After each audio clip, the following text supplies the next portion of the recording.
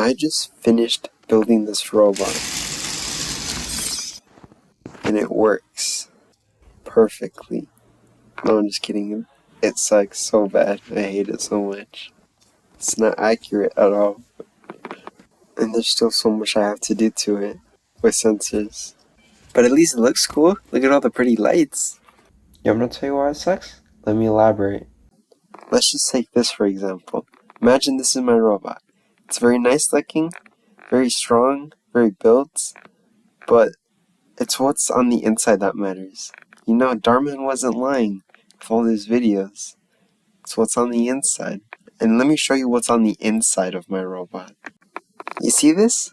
This is just embarrassing. My robot's stupid. But maybe I shouldn't say that because last time I said that, it came to attack me.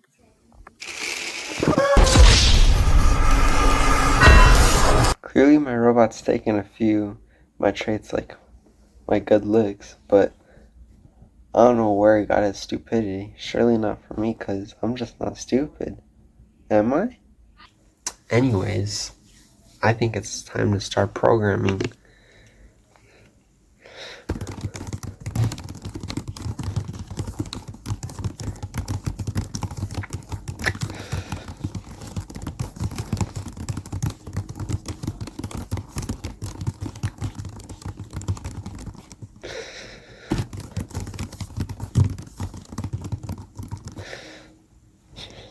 And after 10 hours of non-painful hard work, this is what I got. Wait, that's it? Well, yeah, isn't it cool? No. What? But I worked so hard on it. You know what? I'm just gonna complete the alpha task to prove to him, or myself, that it is cool. So if you haven't seen from last episode, on the rules on the alpha task, I'll just re-explain them. So it pretty much only has to drive around. That's pretty much it, and display when it's finished with the task. So it just has to move right, move left, move forward, move backwards, and move 180 in any order that you want. But that's pretty much it. Before I show the video of the task that I completed and sent, I first have to say that I accidentally may have destroyed the Arduino Mega board that I was using because I accidentally fed it 11.1 volts because I thought it was being regulated, but turns out it was receiving the full 11.1 volts. So I fried one Arduino Mega board. The day that I fried it was the day that the task was due, so I couldn't submit the task in time. So I submitted the task a couple days after it was due because I had to get a new Arduino Mega board. Anyways, this is the video task that I sent and submitted for the alpha task. V2X, V2X. See that car that's on the road?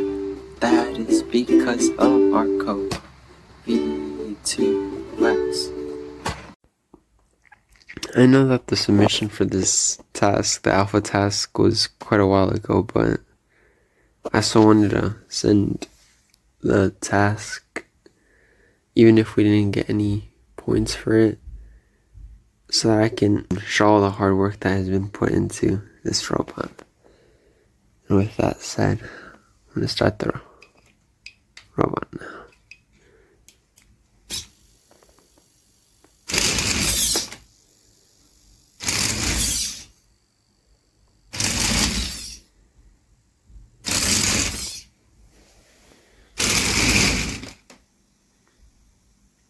And that's the end of the task. Also, our robotics team has 2 V2X teams. One better than the other, but that's for you guys to decide. Mine is fully designed by me, and they got theirs from Amazon. Mine is all like, theirs is like, got your nose. And this is their submission for the V2X alpha task.